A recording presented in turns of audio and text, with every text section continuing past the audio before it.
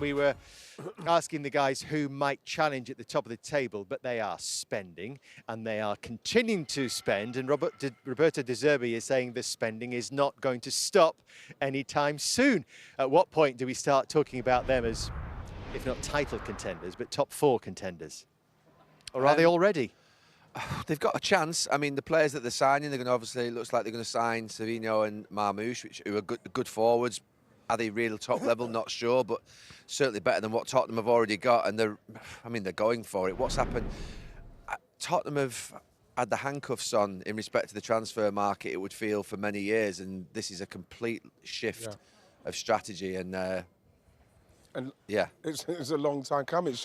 I'm sure Tottenham fans would have said it should have happened a long time ago. They're standing there looking at a beautiful stadium. They want to see the money on the pitch. And I think that we're starting to see it now. We're so surprised to see the Tonali signing, the Fernandes signing, and now we're talking about the Savinho's going there, maybe Marmoush. If I'm a Tottenham player, I'll be quite happy with those four. If those four come in, I'll be quite happy because they've realised they can't finish like they've done the last 2 seasons.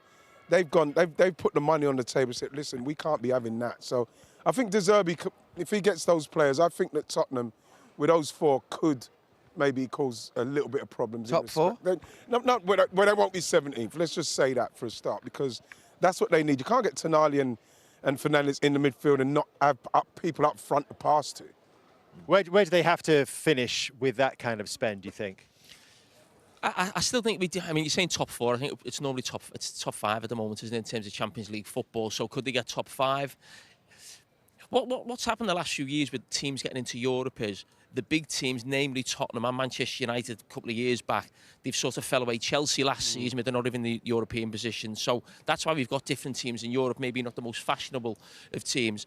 I think Tottenham would need one of the other bigger sides or established sides to have a poor season. Now, there's normally one that does. I can't think who it would be this season, but I think they would need that to be. You think Liverpool, do you?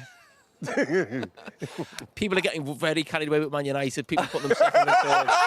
Honestly. Well, Man United's back four, right, is the same back four they had 5 years ago. Telling you. I knew you were going to start. Honestly. I don't know if Are you saw a little bit worried about Liverpool this season? A little bit. A little bit worried. We finished 5th last season. Can't be any worse than last season. No, but do you think that what I'm saying to you is, do you think that Liverpool are going to improve upon that this season? Their performances will improve. They won't lose as many games as they did last season. I don't believe that. And hopefully, Isak, if he's fit, he is one of the top strikers in the league, isn't he? But they've still got to get reinforcements in the window and get wingers in with pace, which I think they will do. And while you were commentating, it looks like Carlos Baleba, the fee is now agreed. That is the report this evening, £70 million. Wow. Manchester United. Wow. So would you be concerned about Manchester United? Still? No, but do you think Manchester United? I think Manchester United currently are probably in a better place than Liverpool. Would you agree? Right now. No, I think Liverpool's best 11 is still better than Manchester United's best 11 right now, and I think Liverpool will be play. I do. I'm not saying it. I'm not lying. I think they are. There's less belief in a couple of years ago, though, isn't there? We win in the league. We'll get their Monday Night Football predictions when Fulham play Chelsea, and Gary's actually the defending champion. That'll happen at 10:30 after the game. What about Chelsea? Where do they come in this story then? I was watching them on Monday. Well, everyone's saying with Chelsea, obviously they're not in Europe. I think that they've got good players. You know, especially I think up front they could cause problems. Midfield, same thing. I think the goalkeeper is something, I don't want to diss him too much, but I think that if there's anything I'd say, it probably is the goalkeeper. I think Lacroix is a good signing alongside Colwell. You know, the midfield's good. And then I think up front with João Pedro, I quite like João Pedro. I think he's a very, very good player. Welbeck. Yes. Danny Welbeck, good experience. Jordan. That's what they need, a bit of experience in it. And like I say, without the European games, I think Chelsea can cause a problem as well. I think Chelsea are set to finish Champions League. You think so? Yeah. Could they even knock on the door a little bit higher? No, I just think when you're... I go back a few... Manchester United were a perfect example last season. Went from 15th or 16th of the league to 3rd. Years ago now, when Liverpool almost won the league under Brendan Rodgers, I don't think they had European football that season.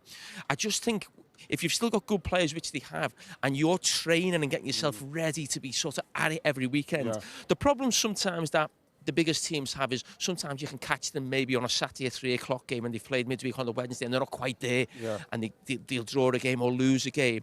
You've never got that thing when you've got no European football, and I think you're training as well. The training, the sports science building up to every game. You should be absolutely flying at the weekend. So I think Chelsea is safe to Champions League. They've added experience, Gary. No Club World Cup this time. 10 years since they last won the title, 2016 under Conte, when they didn't have European football and they played 3 at the back.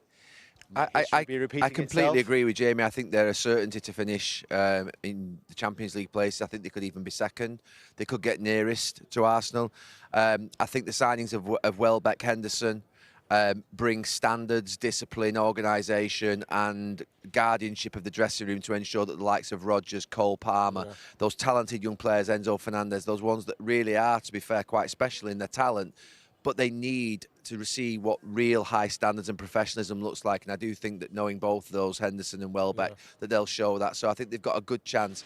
I think it was crazy that they used to sign these young players and basically get rid of every single experienced player, and then they had inexperienced managers and experienced sporting directors. It's absolutely the right thing to put a couple of good soldiers in the dressing room, and that's what they've done. Very, very excited for Cole Palmer and Morgan Rogers. Morgan Rogers to get those two firing. That's going to be really good. Honestly, I'd love to have had Morgan. There'll be a handful up front, and they've got probably on paper best midfield in the league. Jamie, what about that next group of clubs? Bournemouth, Brighton, Brentford, Sunderland, who all excelled last season. Aston Villa have obviously had a difficult evolutionary summer so far, but could any of those teams take a step towards the top 5? I think it'll only be Aston Villa, but I mean they're just getting decimated now, and I know he's a genius, Unai Emery, and for me right now I still put him at the top in terms of managers. When you actually look at his career and what he's done, the job he's done at Villa, but his career, what he's done at different clubs, I think it's difficult to argue who is better than him in the Premier League. And every season I almost write them off, and I'm a little bit reticent to do the same again, but I do look at it and think, you know, Morgan Rogers, Konza at the back. I think they're looking to maybe move the goalkeeper on. They've brought a new goalkeeper as well. I just think, and they are in the Champions League. Ollie Watkins. Yeah, Tielemans, and they are in the Champions League as well. That takes a lot out of them as well. But I think the other teams you just mentioned there, I think they benefit on the back of basically 2 or 3 big Premier League teams not doing as well. Hence, you know, Sunderland find themselves in Europe. I worry for Sunderland, Dave. I know you're Sunderland. You keep saying it. I keep hearing you say it. No, I just think that Thursday, Sunday thing, a lot of the games last season were tight and it just went their way. You know, and brilliant. But there was also AFCON last year, which they had to handle in their first season with a lot of African players that they lost for a while. Yeah, I didn't think of that. Good point, Dave. Good point, Dave. A great point. Great point. Jamie, you've got to shout out some love anytime you can, Jamie. I'll put them 12th. They've just gone up to 12th now.